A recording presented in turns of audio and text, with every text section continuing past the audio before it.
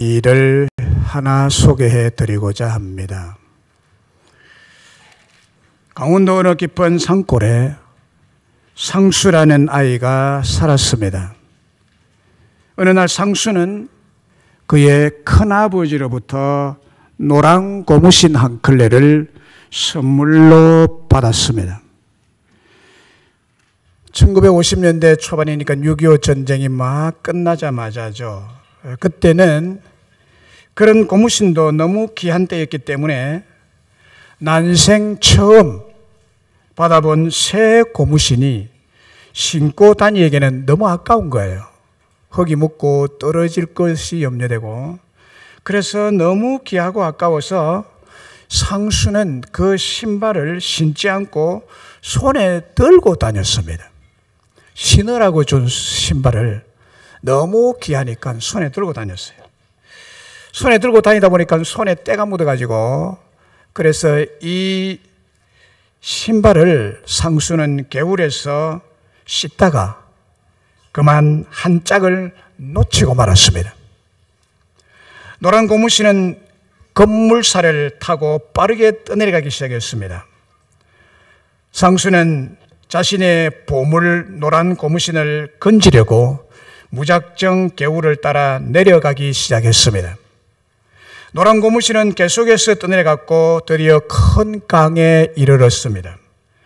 애지중지 아끼고 너무나 귀한 보물이었던 노란 고무신을 따라 울며 불며 아주 먼 길을 고무신 하나 건지려고 그것만 바라보고 따라갔습니다. 해가 지는 줄도 모르고 길도 모르는 낯선 동네 허허 벌판에 홀로 선 상수. 노란 고무신은 어디로 흘러갔는지 자취를 감추어버렸고 결국 길을 잃고 다시는 집으로 돌아갈 수 없는 신세가 되어버렸습니다. 어처구니 없이 졸지에 고아 아닌 고아가 된 상수는 집을 잃어버렸습니다. 부모를 잃어버렸습니다. 형제를 잃어버렸습니다. 고향을 잃어버리고 말았습니다. 그 길로 이 상수는 고생을 하며 한마른 세월을 보냈습니다. 어느덧 세월이 흘러 초로의 노인이 된 상수는 TV 이산가족 찾기 프로그램에 나와 굵은 눈물을 흘리며 그때의 상황을 이야기했습니다. 마침 그 시간에 그의 형님이 그 프로그램을 시청하다가 동생인 줄 알아보고 방송국에 연락을 했고 그렇게 해서 다시 가족과 만나게 되었지만은 어머니는 사랑하는 아들을 잃어버리고 난 뒤 크게 상심이 되어 병을 얻어서 얼마 살지 못하고 돌아가셨습니다. 그리고 늙으신 아버지는 오래전부터 치매를 앓아서 50년 만에 만난 자식을 알아보지 못했습니다. 할아버지가 된 상수는 아무 말도 하지 못하고 하염없이 눈물만 흘리고 서 있습니다. 잡힐 듯 말 듯 건질 듯 말 듯한 고무신 한 짝을 따라가다가 한평생을 잃어버리고 도둑맞아 버린 것입니다. 이 세상에 많은 사람들이 이와 같이 별것 아닌 눈앞에 보이는 노란 고무신 한 짝을 붙잡으려고 내달리다가 정말 소중한 미래를 잃어버리고 살아갈 수가 있습니다. 이 세상에는 상수같이 눈앞에 보이는 잡지 못할 노란 고무신을 잡으려는 허탄한 일에 열심을 내는 사람들이 너무 많습니다.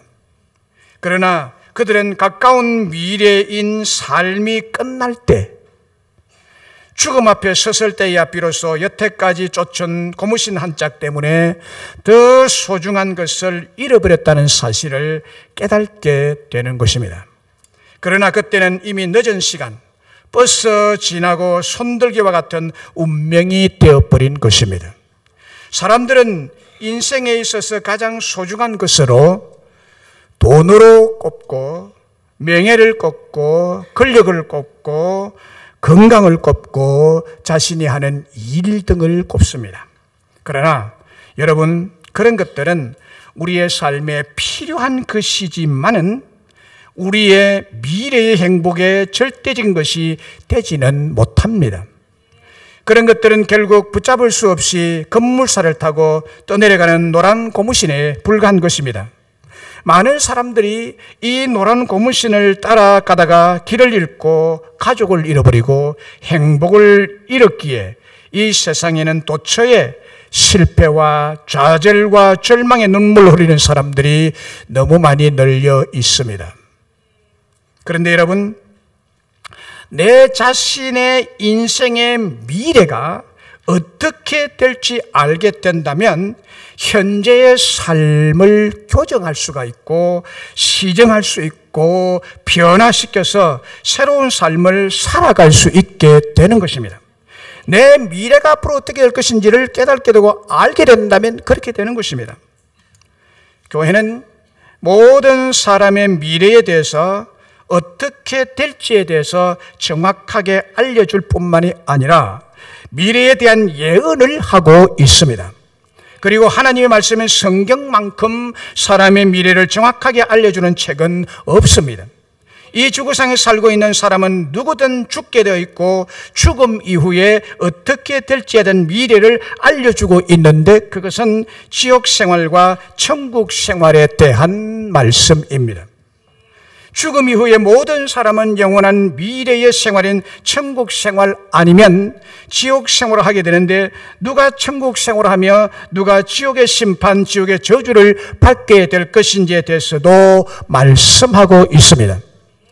오늘 처음 오신 여러분들을 이 시간 정말 진심으로 이 목사가 교회를 대표해서 환영을 드리는 바입니다. 너무나 잘 오셨습니다.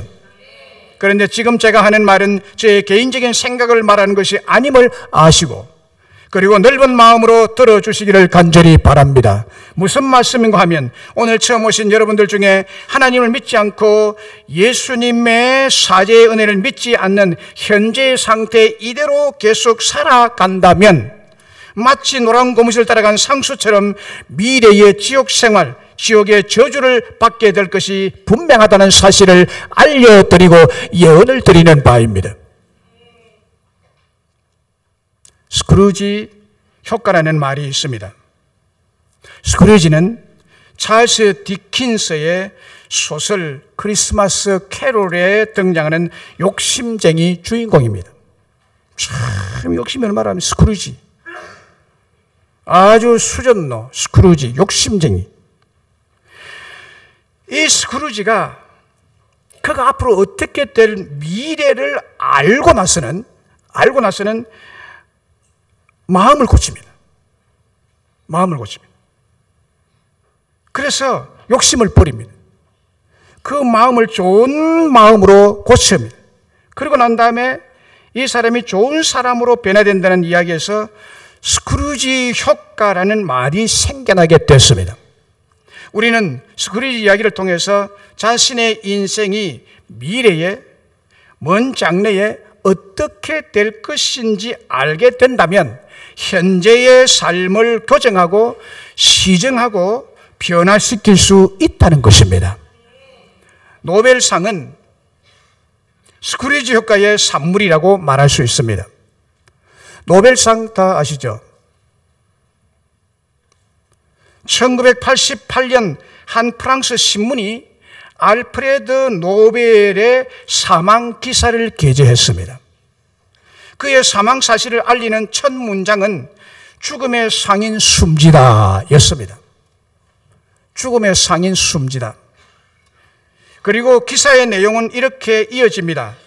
이전보다 더 빨리 더 많은 사람을 죽이는 방법을 찾아내어 부자가 된 알프레드 노벨 박사가 어제 숨졌다 였습니다.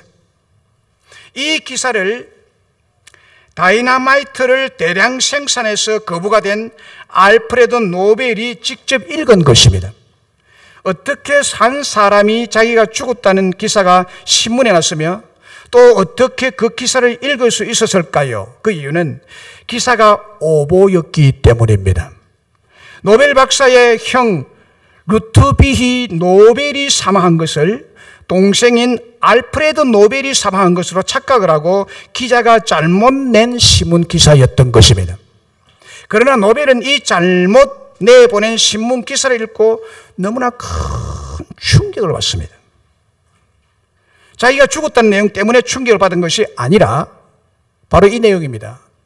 이전보다 더 빨리 더 많은 사람을 죽이는 방법을 찾아내어 부자가 된 알프레드 노벨 박사라는 기사의 내용 때문이었습니다. 내가 정말 그런 사람이었구나. 많은 사람을 더 빨리 많이 죽게 만들어서 부자가 된 나. 그게 싫었던 거예요. 자기는 그것도 모르게 다이너마이트를 대량 생산해서 팔아서 거부가 됐습니다. 이것이 나를 이렇게 평가하는구나. 이렇게 크게 깨달았습니다. 앞으로 자기의 미래는 더 악한 사람으로, 더 안 좋은 그런 사람으로 낙인이 찍히겠구나 라는 생각을 하게 된 것입니다. 그래서 그는 세상 사람들이 자기를 죽음의 상인으로 오해하고 그런 오명으로 살기가 싫어진 것입니다. 이 신문기사를 읽고는 알프레드 노벨 박사는 그래서 크게 마음을 고쳐먹고 큰 변화를 일으킵니다. 죽음의 상인이라는 오명을 쓰고 죽을 수 없다. 나는 앞으로 더 큰 오명이 내게 주어질 것인데 이대로 계속 간다면, 그래서 나는 그렇게 죽을 수 없다고 생각한 그의 삶의 의미를 재발견하고 결국 거액을 기부해서 노벨상을 제정하게 됩니다. 최고의 명성을 자랑하는 노벨상은 마치 스크루지 효과처럼 노벨 자신이 자신의 인생의 미래에 먼 장래에 어떻게 될지를 알게 되었기 때문에 자기 스스로를 깨닫게 되므로 현재 죽음의 상인이라는 삶을 청산하고 시정하고 변화됨으로 만들어진 것입니다. 이전보다 더 빨리 더 많은 사람을 죽이는 방법을 찾아내어 부자가 된 알프레드 노벨 박사가 어제 숨졌다라는 신문의 두 줄 기사가 노벨의 생애에 위대한 변화를 줄 수 있었다면, 세상에서 가장 위대한 능력의 말씀인 성경에서 알려주는 우리 인생들의 미래에 대한 말씀은 더 위대한 삶과 행복과 가치를 가지게 하실 줄로 믿습니다. 오늘 성경에서 우리 인생의 미래에 대해서 어떻게 그런 말씀하고 있나요? 우리 미래는 예수님이 마련해 놓으신 천국의 미래가 보장이 되어 있다고 말씀하고 있습니다. 2절 3절에 내 아버지 집에 거할 곳이 많도다. 그렇지 않으면 너희에게 일렀으리라. 내가 너희를 위하여 거처를 예비하러 가노니 가서 너희를 위하여 거처를 예비하면 내가 다시 와서 너희를 내게로 영접하여 나 있는 곳에 너희도 있게 하리라. 여기 내 아버지 집이 나옵니다. 내 아버지 집이라고 말합니다. 여러분, 아버지 집이 다 있죠? 이 아버지 집은 육신의 아버지 집을 말하는 것이 아니라 하나님 아버지 집인데, 그 하나님 아버지 계신 집은 천국을 가리키는 말씀입니다. 너희들이 앞으로 이 아버지 집인 천국에 가서 살게 될 것이다. 먼 장래에 아니면 가까운 미래에 여기서 살게 될 것이라는 거예요. 예수님을 믿는 성도들이 미래에 영원토록 근처할 최후의 처소라고 말씀하신 것입니다. 신약 성경에는 여러 가지 다양한 표현으로 하늘나라인 천국에 대해서 표현을 해주고 있습니다. 그리고 하나님 아버지 집은 영광과 복됨과 기쁨과 즐거움과 행복과 축복의 집이라고 기록이 되어 있습니다. 천국을 하나님의 성이라고도 하고 시온 산성이라고도 하고 왕의 나라인 킹덤이라고도 합니다. 그리고 본향이라고도 합니다. 이 천국은 하나님의 백성들이 영원토록 하나님과 희락과 평강의 교제를 나누는 곳입니다. 우리 자신을 위하여 우리가 사랑받는 집이며 우리가 항상 환영받는 나라이며 세상에서 투쟁하고 경쟁하고 힘들었던 모든 염려와 근심과 두려움의 눈물로부터 벗어난 참된 안식과 평화와 행복을 누리는 사랑의 나라입니다. 그리고 주님을 사랑하는 사람들과 서로 사랑하는 사람들과 영원히 함께하는 집이 천국인 것입니다.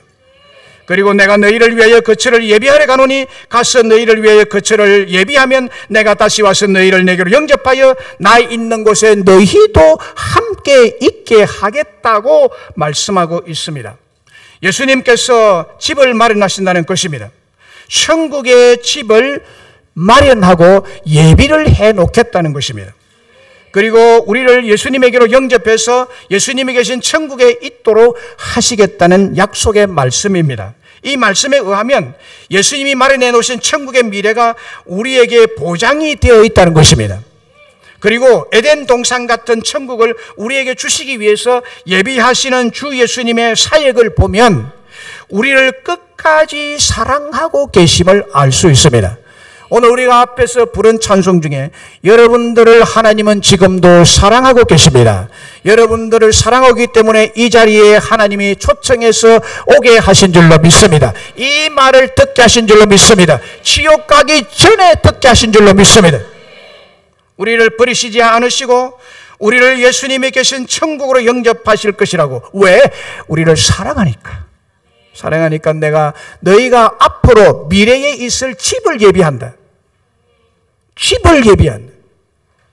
이 땅의 집이 아닌 하늘나라의 집을 예비할 것이다. 내가 너희를 영접해서 그곳에 영원히 있게 할 것이다 라고 말씀합니다. 오늘 본문의 말씀인 요한복음 14장의 말씀은 위로의 말씀인 동시에 우리들이 미래에 가서 살 영원한 내세에 대한 약속의 말씀을 하고 있습니다. 오늘 본문 1절에 너희는 마음에 근심하지 말라.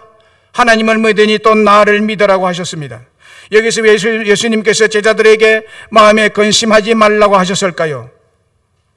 그 이유를 찾아보면 앞부분에 요한복음 13장 30절에 보면 가룟 유다가 최후 만찬을 하는 자리에서 주님께서 주시는 떡조각을 받아들고 곧 나가니 밤이 이르라고 기록하고 있습니다. 가룟 유다는 제자이지만은 예수님을 팔아먹기 위해서 밖으로 나갔다고 기록하고 있습니다. 그리고 요한복음 13장 38절에 보면 베드로를 향해서 의미심장한 말씀을 하고 계십니다. 내가 진실로 진실로 내게 이르노니 닭 울기 전에 네가 나를 3번 부인하리라 라고 했습니다. 예수님을 믿는 사람이 예수님을 모른다, 예수님을 안 믿는다, 나는 예수님을 따라가지 아니했다, 나는 예수님의 제자가 아니다 라고 부인하는 것은 큰 죄에 해당하는 것입니다. 베드로가 예수님을 3번 부인하리라고 예수님이 말씀하기 때문에 어떻게 그런 일이 있을까라고 제자들 속에는 수근거리고 근심이 있고 걱정이 따라오게 된 것입니다. 그리고 13장 34절에 보면 새 계명을 주셨습니다. 서로 사랑하라. 내가 너희를 사랑한 같이 너희도 서로 사랑하라고 사랑의 새 계명을 주셨습니다. 이런 착잡한 분위기 속에 있는 제자들은 무엇으로도 표현하기 어려운 감정과 불안한 심정을 가지게 되었습니다. 이런 행편을 잘 아시는 예수님께서 말씀하셨습니다. 너희는 마음에 근심하지 말라. 마음에 염려하지 말라. 하나님을 믿으니 또 나를 믿으라고 말씀하십니다. 저는 이 말씀을 대할 때마다 얼마나 위로가 되고 힘이 되는지 모릅니다. 저뿐만이 아니라 그 당시에 예수님의 제자들 그리고 전 세계 인류에게 불안과 초조 가운데 있는 모든 사람들에게 정말 필요한 말씀이라고 생각합니다. 어떤 철학자가 한 말처럼 사람이 어디서 왔으며 무엇을 하려 왔으며 미래에 어디로 가는가 하는 것은 사람에게 있어서 근본적인 문제입니다. 여러분 어디서 왔습니까? 어디서 오신지 아십니까? 또 어디로 가고 계십니까? 미래에 죽어서 어디로 갈까요? 근본적인 문제죠. 이 문제에 대한 분명한 해답을 얻지 못하고 살아가기 때문에 막연히 의미 없이 그러면서도 불안하게 근심하며 살아가고 있는 사람들이 많다는 것입니다. 사람은 어디서 왔습니까? 그리고 무엇하러 왔습니까? 그러면 이 사람이 미래에 어디로 갑니까? 우리 앞에 간 수많은 사람들이 10일 전에, 한 달 전에, 1년 전에, 5년 전에, 10년 전에, 100년 전에, 1000년 전에, 2000년 전에, 3000년 전에, 5000년 전에 돌아가신 분은 다 어디로 갔을까요? 보통으로 세상 사람들이 아는 대로 우리가 이 땅에서 얼마나 살다가 죽으면 그대로 끝나는 줄로 알고 있습니다. 그래서 흔히 너 죽으면 그만이야. 뭐가 그렇게 필요하냐? 너 죽으면 그만이야. 나 죽으면 그만이야. 라고 말합니다. 그러나 여러분, 그만이 아닙니다. 성경은 그만이 아니라고 말합니다. 우리가 어디서 왔는지를 말하고 있습니다. 무엇을 하며 살고 있는지 말하고 있습니다. 어디로 갈 것인지 분명하게 알려주고 있습니다. 이것을 안다면 우리의 삶은 바뀌게 될 줄로 믿습니다. 옛날 공자의 제자가 공자 선생님께 이렇게 물었다고 합니다. 선생님, 우리 사람이 이렇게 살다가 죽으면 어떻게 됩니까? 앞으로 미래에 어떻게 됩니까? 라고 물었답니다. 그때 공자 선생님이 여보게, 사람이 살아생긴 내일 일도 모르고 사는데 죽음 다음의 일까지야 어떻게 알겠냐? 그렇죠.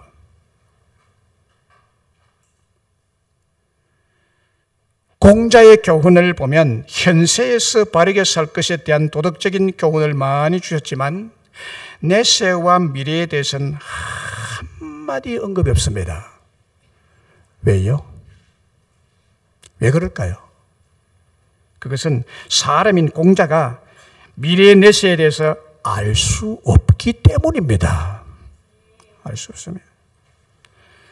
성경을 모르고 하나님을 알지 못하는 사람은 죽음 넘어 저 세상에 대해서는 알 수 없습니다. 분명한 것은 기독교밖에 모릅니다. 예수님을 믿는 우리들밖에는 모릅니다. 하나님 아버지께서 우리가 미래에 있을 집이 하늘나라에 예비되어 있다고 하는 말씀 때문에 우리는 앞으로 어디에 가서 살 것인지를 분명히 알고 믿는 사람들입니다. 로마서 14장 17절에 하나님의 나라는 먹는 것과 마시는 것이 아니요 오직 성령 안에서 의와 평강과 희락이라 라고 했습니다. 하나님의 나라인 천국은 오직 성령 안에 있는 의와 평강과 희락만이 있는 곳이라는 것입니다. 우리들의 미래는 하나님의 나라인 천국에서 영원히 의와 평강과 희락만을 누리며 나누며 살아가게 될 것이라고 말합니다.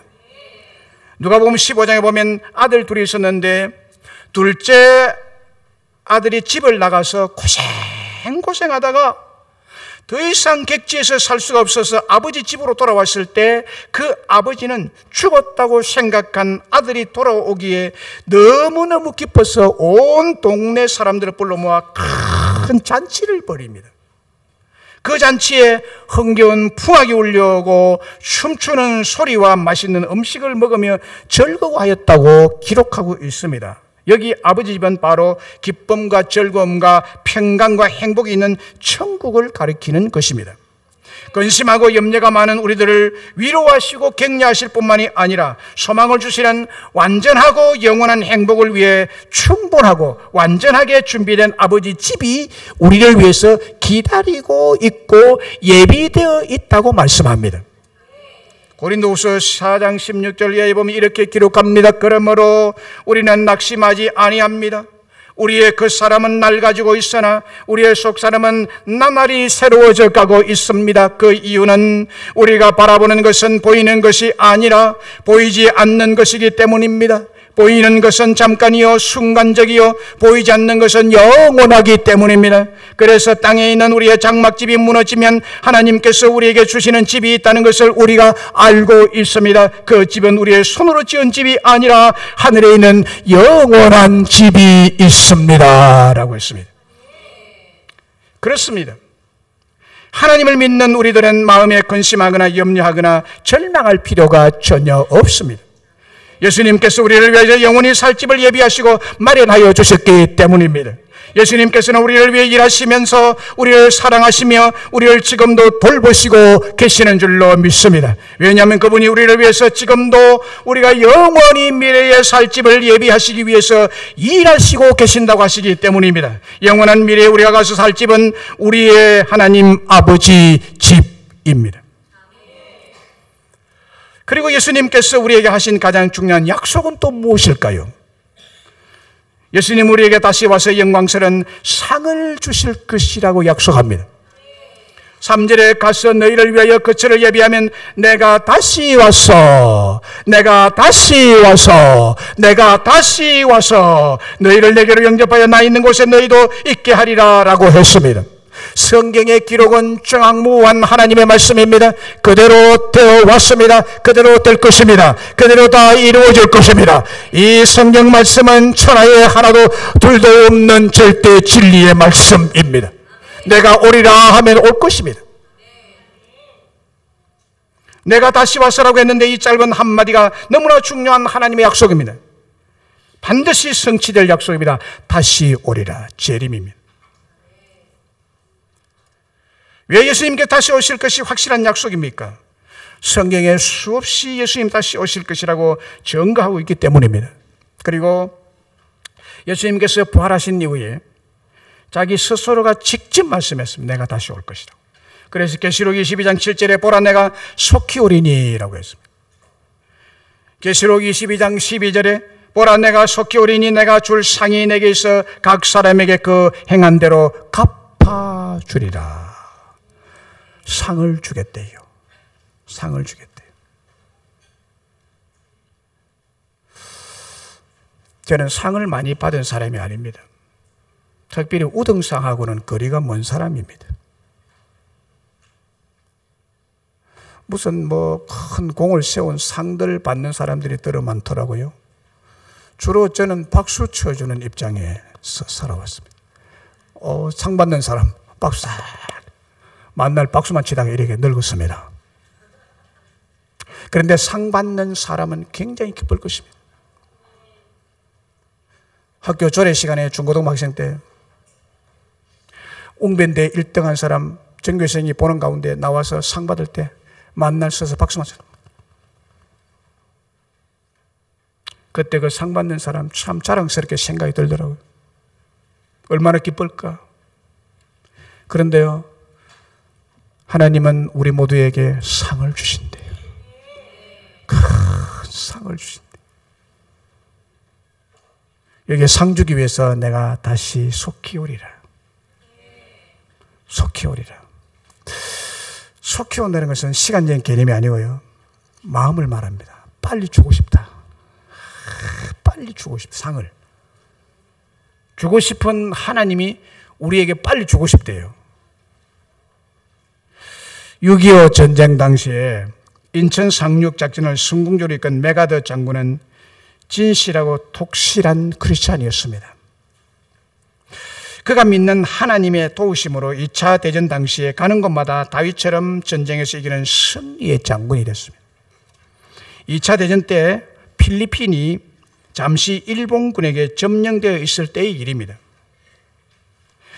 부득이 필리핀에 주둔하고 있던 미군이 필리핀을 떠나야만 했습니다. 그때 메가더 장군이 필리핀 사람들에게 이런 말을 하였답니다. 나는 다시 올 것이다. 나는 다시 올 것이다. 2년 후에 필리핀 레이투만 해안에 상륙하면서 메가더 장군은 다시 이렇게 말했답니다. 약속대로 나는 다시 왔습니다. 메가더 장군은 자기가 2년 전에 다시 온다고 약속을 했는데 그대로 지켰습니다. 여러분, 사람도 어려운 약속을 지킨다면 우리 예수님께서 우리에게 약속하시기를 내가 다시 오고 속히 와서 너에게 상을 주겠다라고 한 말씀은 그대로 이루어질 줄로 믿습니다. 빌립보 3장 14절에 표대를 향하여 그리스도 예수 안에 있는 하나님이 위에서 부르신 상을 위하여 내가 달려가노라. 이거 보면요, 하나님 위에서 부르신 상이 있대요. 그 상, 이 상을 준다고 말입니다. 상을 주는 줄로 아는 사람은 열심히 달려가며 상 받기 위해서. 올림픽 때 각종 상을 준비하고 올림픽을 개최하죠. 상 없는 올림픽 의미 없습니다. 월드컵 축구 상을 준비하고 축구를 개최합니다. 프로 골프 대회 엄청난 상금이 있습니다. 우승한 자에게. 상금 없으면 의미 없습니다. 선수들은 안 옵니다. 반드시 상을 준비합니다. 금은 동메달과 우승컵과 상금을 함께 준비해 놓고 선수들을 기다립니다. 다시 오실 예수님도 동일합니다. 다시 오실 예수님도 우리 각자에게 주실 다양하고 많은 상을 준비하시고 이 땅으로 오시게 될 줄로 믿습니다. 하나님은 살아계셔서 오십니다. 지난 3주 동안 우리 교회는 유패밀요 초청 축제를 위해서 온 가족, 아이들부터 유치원부터 온 가족 세일의 특별 새벽 기도회를 실시했습니다. 성령이 우리를 새롭게 하옵소서라는 주제로 말씀을 우리가 들었는데 모두가 너무 많은 은혜를 받고 치유를 받고 축복을 받은 줄로 믿습니다. 그리고 앉을 자리가 부족할 정도로 온 가족이 정말 많은 분들이 새벽 기도회에 참석을 했었습니다. 특별히 우리 유치부 유년주일학교 초등부, 중고등부 학생들에게는 개근한 상을 오늘 오후 예배 때 주려고 합니다. 지금 준비되어 있습니다. 빨리 주고 싶었습니다. 제가 빨리 주고 싶어요. 이 시간도 주고 싶어요. 시간이 안 돼서 못 주지. 이 상을 준비했는데 제가 개근한 학생들에 빨리 주고 싶은 마음이 있습니다. 속히 주고 싶어요. 세일에 동안 부모는 부모대로, 우리 아이들은 아이들대로 힘들고 피곤했지만 상이 있기에 열심히 출석부에 스티커를 붙였습니다. 새벽기도 마음이 없고 스티커 붙이는데 마음이 있는 것처럼 끝나고 나면 바로 나가 스티커 붙이는데 붙어가지고 서로 붙이려고. 새벽기도 참석하는 우리 성도님도 귀하고 거룩한 분들이지만 우리 아이들이 얼마나 대견스럽고 그 새벽기도 참석한 아이들 보니까 하지 않은 아이들보다 더 똑똑해 보이고 더 똘똘하게 보이는 거예요. 얼마나 똘똘한지. 그래서 상을 준비했습니다. 상 받을 우리 아이들 얼굴만 보아도 감격스럽습니다. 저희 마음속은 빨리 주고 싶다. 왜냐하면 아이들 때부터 순종을 배우고 부모님을 따라 새벽 기도를 배우고 실천하고 충성하고 기도하는 사람으로 훈련되고 있다는 것에 미래가 보이고 미래의 하나님 나라의 귀한 일꾼들이 되리라는 생각에 너무 감격스럽고 이 아이들이 저에게 큰 감동을 주었습니다. 우리 예수님도 믿음을 지키고 때로는 힘들고 눈물 흘리기까지 충성을 다하는 우리를 보시고 큰 상을 속히 주고 싶어 하신다는 사실입니다. 그러면 주님 우리에게 주실 상은 뭘까요? 그 상은 만국을 다스리는 왕권을 주십니다. 요한계시록 22장 5절에 세세토록 왕노릇하리로다. 예수 믿는 사람 천국 가서 세세토록 왕노릇. 그 다음에 계시록 2장 26절에도 이기는 자와 끝까지 내 일을 지키는 자들에게 만국을 다스리는 권세를 주리니라고 해서 이 두 개를 합하면 왕의 권세를 부여받는다는 것입니다. 이것이 하나님 우리에게 주실 상입니다. 우리는 너무나 물질 세계에 살고 있기 때문에 지금 이 얘기를 하면 별로 감이 안 오죠. 5만 원짜리 돈을 한 채를 갖다 주면 와 할 건데 왕권을 준다. 별로 시큰둥해 있는 것 같아요. 그러나 여러분 이 돈 트럭 한 트럭보다도 만국을 다스리는 왕권이 훨씬 귀한 것입니다. 최고의 상입니다. 최고의 상. 그리고 눈물을 닦아주는 상을 주십니다. 계시록 22장 4절에 모든 눈물을 거느려서 닦아주실 것이다. 눈물을 닦아주십니다. 이제 우리는 이 땅을 살아가는 날 동안 예수님을 믿어야 합니다. 예수님 믿어요. 오늘 1절, 2절과 6절에 보세요.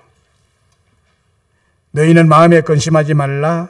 하나님을 믿으니 또 나를 믿으라. 예수를 믿으라 라고 말합니다. 오늘 처음 오신 여러분들 어떻게 살아왔는지 저는 알 수 없지만 예수 믿으시기 바랍니다. 하나님을 믿으시기 바랍니다. 예수를, 하나님을 믿으니 또 나를 믿으라고 예수님 친히 말씀해요. 나를 믿어야 된다고.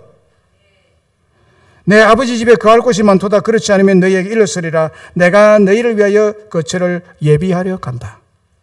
그리고 6절에 보면은 예수께서 이르시되 내가 곧 길이요 진리요 생명이니 나로 말미암지 않고는 아버지께로 올 자가 없느니라. 여러분, 성경에는요, 성경 요한복음 14장 6절에는요, 예수님 아니면 예수님 외에 천국 갈 사람은 아무도 없대요. 아무도 없대요. 아무도 없대요. 세상에 다른 길은 없습니다. 다른 율법적 종교로는 하나님 아버지 집인 천국에 들어갈 수 없습니다. 뭐로 가도 서울만 가면 된다는 속담이 있는데 아닙니다. 바로 가야 됩니다. 내세의 극락이나 좋은 꽃길을 가는 것은 어떤 종교로도 다 갈 수 있다. 불교 믿어도 간다. 유교 믿어도 간다. 제사 지내도 간다. 이슬람으로도 간다. 모든 종교는 다 같지 않느냐. 좋은 곳에 가는 것으로 되지 않느냐라고 말하는데 거짓말입니다. 저는 단호하게 말합니다. 전부 거짓말입니다. 지금 제가 여러분들에게 말씀드린 것은 제 의견을 말하는 것이 아닙니다. 사견을 말하는 거예요. 성경에 기록한 거예요. 이 바이블. 네. 교수님들이, 미국의 교수님들이 1000명의 대학생들을 대상으로 설문조사를 했는데 다시 읽고 싶은 책이 뭐냐? 1위가 바이블. 1위가 바이블. 엊그제 신문에 났습니다. 엊그제 신문에.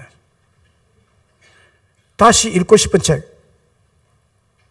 First, 바이블. 성경이에요, 성경. 여러분.